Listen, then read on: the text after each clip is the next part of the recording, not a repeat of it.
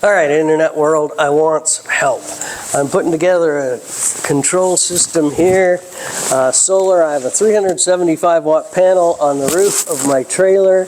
This is 10 AWG with MC4 connectors coming down into this switch, which is a 63 amp high voltage DC switch, going through this case and then coming out of that into the MPPT controller is once again 10 AWG. I'll be coming out of the smart solar charge controller from Victron. I like the Victrons the best. I really like the app on the phone that you can see. The fact that it'll charge whatever batteries.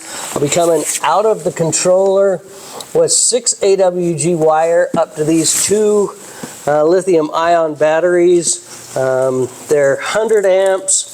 And then they're different brands. I want to find out if that's completely unacceptable or if that's going to be okay. Give me your advice. And then I have two options for a fuse coming out of the controller. I've got this one, which is a 50 amp resettable. I know these are more for audio, and so I probably shouldn't use them. Or I've got this flat Bojack one that would be 50 amps. And they're a flat, kind of a slow blow fuse. I'm going to mount this controller on this piece of metal so that I follow the guidelines for mounting it.